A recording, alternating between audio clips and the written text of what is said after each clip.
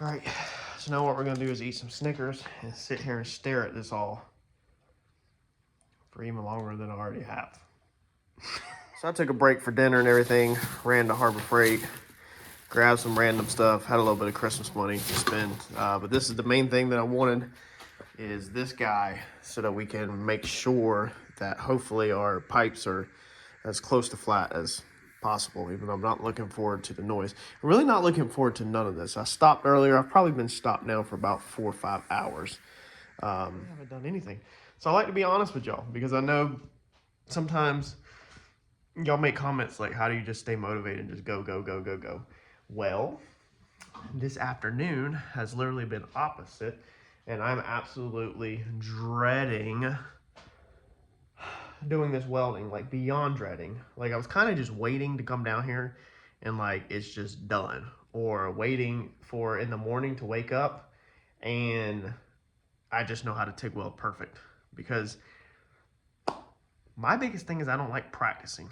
So I don't like spending time practicing, and I don't have nothing to practice on here besides steel, which I guess I could practice on some of that.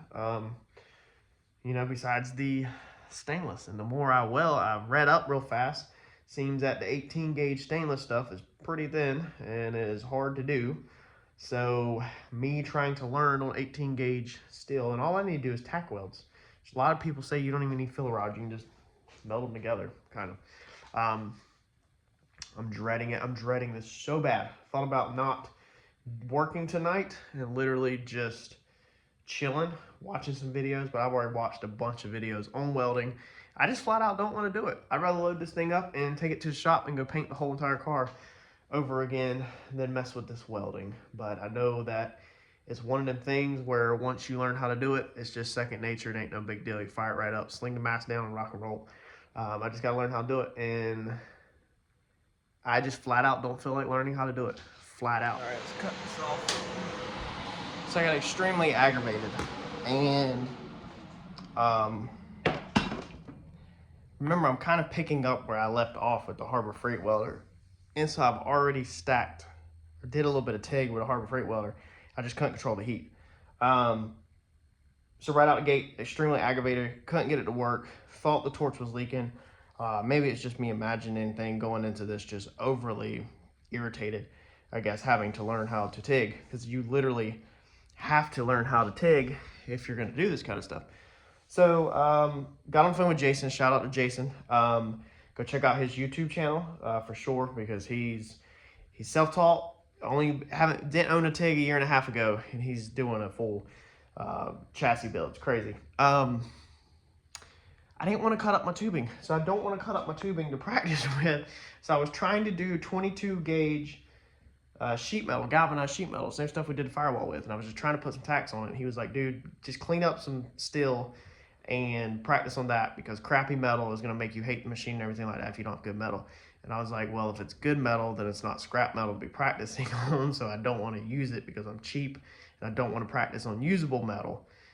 So anyway, we did a little bit on some really thick stuff. So I did a couple things really thick. Up here, I couldn't even get it to do nothing, like that right there. And what it ended up being on this, you got to have it on, which I knew it, I just didn't check it. I had read it or watched it on YouTube.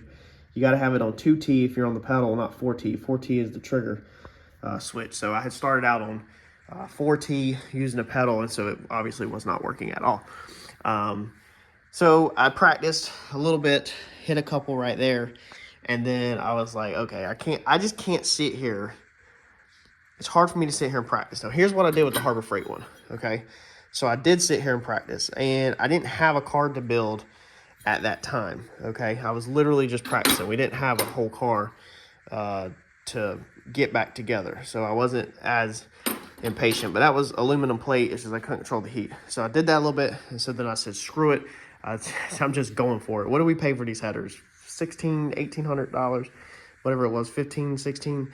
I was like, I'm going for it. I was like, we got to get a piece done. So as you see, I got one piece on here. It's probably barely hanging on there, but it's literally, it's like a tack using its own self with no filler rod.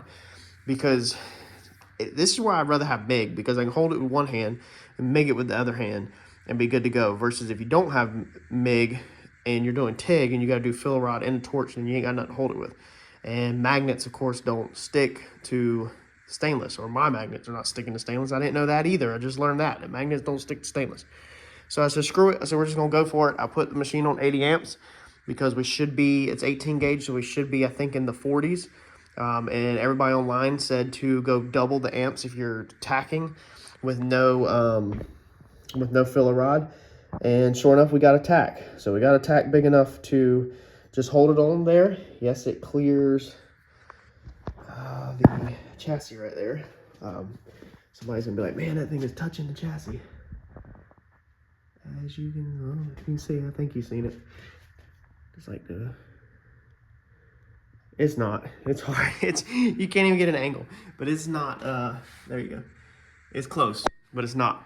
So we got a tack. So I figured I would just pause real fast before we got carried away, and just kind of show you all that. I can tell you what, this clamp does not like. You can see how it twisted. Does not like being opened up that far. And so we're gonna go for it. We're gonna try to put some filler rod in my hand, and I'm gonna try to put a little bit better tack on that so that I can take the bolts out of that and put it on the workbench. I was gonna do it on the workbench, but I was literally afraid that since we have that tight of clearances, and you can actually see down there where it's not even, where there's light showing through. So that's probably gonna be fun to do. But I mean, I think it's just crooked is all it is. It's from where probably I did that tack and it wanted to kind of pull it up.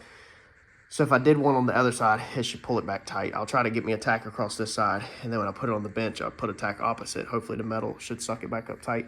Having this thing right here was pretty nice. I cut the pipe using the trick that I taught you all in the past with the hose clamp, and marking you a line around it so you can try to get as close to, you know, a good cut as you can with your cutoff wheel, because I'm just using an angle grinder, and then putting it on here and being able to hold the pipe on here and get you back a straight playing field definitely made for a really nice fit up to that, where, you know, it was nice. Like I said, tack on the other side should close that up.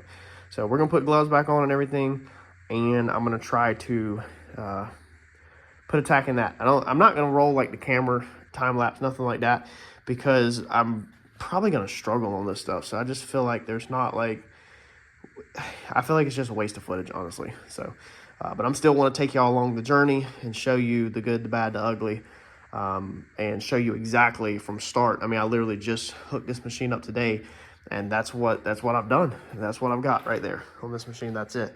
And then I said, screw it, and we're going in for the kill. So the goal first is get these 3 inches on there, plus the V-bands. If I can just get this stuff tacked on there, I'd be happy. Headers back on the car. If I just did one side tonight, I'd be happy, and I'd call it a night. And then I'd have a start tomorrow, and then I could start, you know, actually trying to connect the two, because I got to get these extended out first. Well, there's that side. These things are just absolutely terrible. Especially that, man, dude, the thick stuff to the thin stuff, it just does not want to go. Same with that crap right there, that poo-poo. That's where I burnt through. But they're on there. I'm not gonna touch it right now because it's hot. I took my gloves and gave it a pretty hard tug. They're tacked, so hopefully the guy that cleans up my crap, or John, I think he said he'd give me a hand taking it up. One of them, Uncle Mike, somebody. Hopefully they can save it, because that looks like crap. So I'm gonna go ahead and throw this one back on. It's like 10:20. I really just feel like calling it quits for tonight, but maybe I'll do the other side. If I can get the other side stubbed out, maybe that'd be pretty good, but I really just want to call it quits. Let's see what we're gonna do. All right, so there's the first mess up. A little too long. Shouldn't have did that one first. Should have lined that one up. I was trying to just, man, the layout of these things, the layout of how you're gonna get these things to freaking connect, you know. I mean, let's see here, I done all my intercooler piping in one size back when we had the intercooler. Then I redid it all in another size. Okay, so that's twice that I ran piping. And I did my intake. Let's see here, I never changed the size of the intake, I don't think. But then we redid the intake. Maybe I did do the intake. Anyway, I've done at least 3, if not 4 times I've redone the piping on the Procharger. So I get the gist of it. It's just that was, I feel like, a lot easier. I don't know. It was aluminum and I did tape, and I wasn't as focused on the fit up as these. So yeah, that was a little too long. Had that one sticking out a little too far. Now I went ahead and just grabbed one out, the other one for tonight, instead of cutting this one off. I mean, clearly it's just 2 little tacks. I'll cut that off and clean that up and use it. But I figured I'm not really worried about it right now. So I think it's almost 11, after 11. I'm going to call it for tonight. I can go to sleep with myself tonight knowing that I got one pipe turned down. Then what we got to do tomorrow is work on getting it connected from here to here, which is going to be a little bit tricky, probably. So it's not going to be super easy, but hopefully it won't be too hard either. Y'all hang with me. We might be slow into a crawl with me learning how to do all this, but hopefully it will speed up as I learn and as I get better. Smash that like button. I'll catch y'all in the next video. Thanks, y'all.